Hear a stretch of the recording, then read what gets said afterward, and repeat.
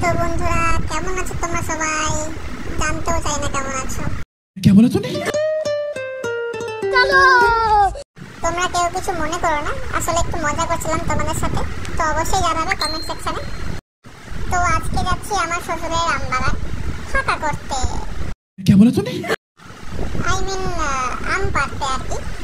তো আমাদের ভাগীরথী নদীটা পার করলাম। তো তোমরাই দেখো মিথ্যে বলছি কিনা। তো ভাগীরথী নদী পার করার পরে আমরা পৌঁছে গেলাম আমার শ্বশুরের আম বাগানে।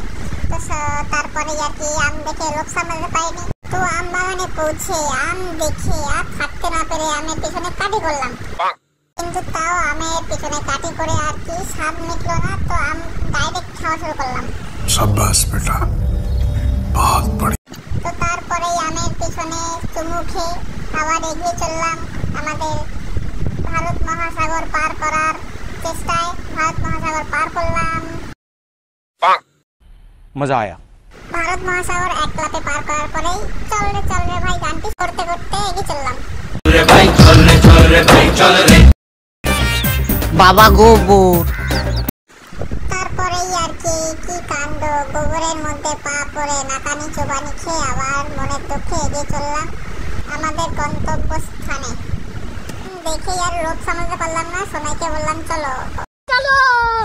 তারপর গামছা কোমরে বেঁধেই একটি লোকের কাছে উঠে পড়েছি। भारी मिस्टेक हो गया सर।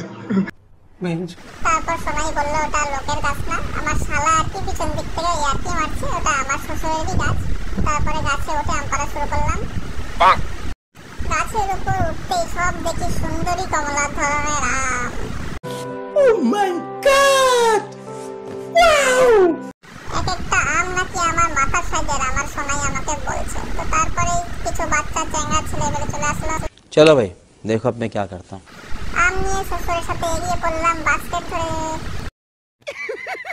पैसा ही पैसा होगा।